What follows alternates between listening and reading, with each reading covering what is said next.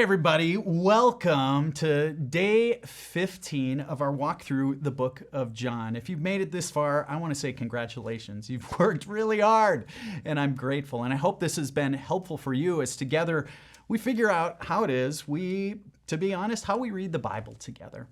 Well, I want to ask you a question as we get into John chapter 15. The question is this. Have you ever fallen in love? Have you ever fallen in love? I hope if you're married, you say yes. I think maybe all of us, I hope, at one time or another, have had that experience of falling in love. When we fall in love, we get those sweaty palms. We all of a sudden care a little bit more about how our hair looks, if you have hair. We also start to care about how we dress. And when we're talking to the object of our affection, we get tongue-tied, we get a dry mouth, and we often say a lot of really awkward things. I said a lot of awkward things when I fell in love with my wife. You just ask her. I mean, it's sort of simple if you think about it. When you fall in love, let's be honest, you're willing to do anything for that object of your affection. You're willing to do anything. I mean, guys, you buy that special someone flowers, even though you could care less about flowers. You buy them those very special chocolates that they love, right? You open car doors. You open the door to restaurants for your loved one. You might even have gone to yoga just to impress that person you love. And women, you do the same thing. I've heard many women here in Alexandria who are willing to go fishing or go hunting to woo their special loved one. You're willing. Some of you women have sat in deer stands with your loved one just to impress them, huh? You're even willing to hang out with some of his college buddies. Man, I'm glad you survived that. You see, we do this, right? We go to restaurants that maybe you don't even like, but your significant other likes them. You spend ridiculous amounts of money on things you could care. There is no price that is too much, let's be honest, when you fall in love.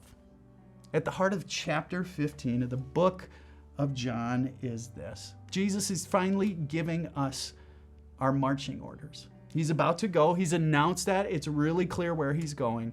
And he makes it absolutely clear to people like you and me what it means to be his disciples.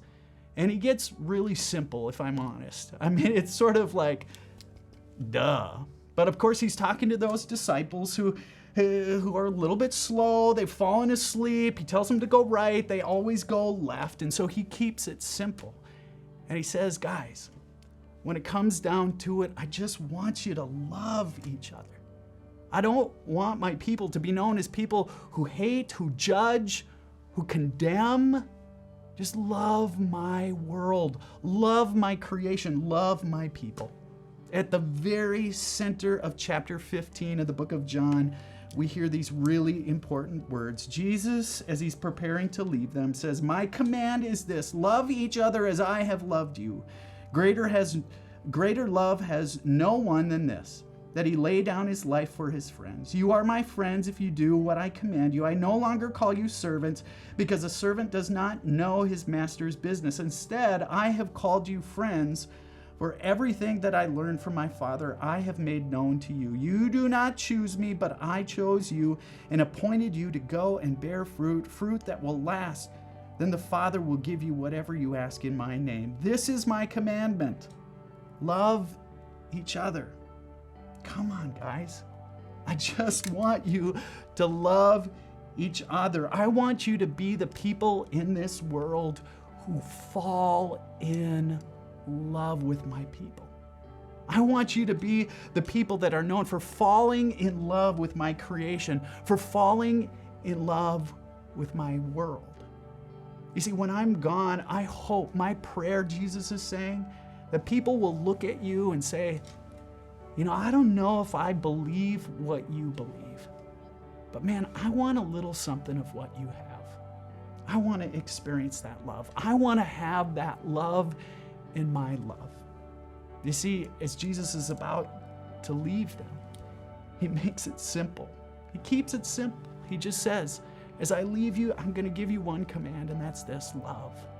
I want you to fall in love. Fall in love with each other. Fall in love with the world I created. Fall in love with my people. So a couple of questions for you today from chapter 15. Consider this. Can you remember a time you fell in love? Come on, you've got your love story. What were you willing to do for the object of your affection, right? I hope your answer is anything, right? Second question is this. Jesus invites us to be the people who fall in love with the world he created. What would that look like for you? What keeps us from falling in love with this world and the people that God created, God's creation? And finally, how might us as Christian people falling in love with the world change the world? Folks, thanks for tuning in for chapter 15. We'll see you tomorrow as you tune in for chapter 16. Have a good one.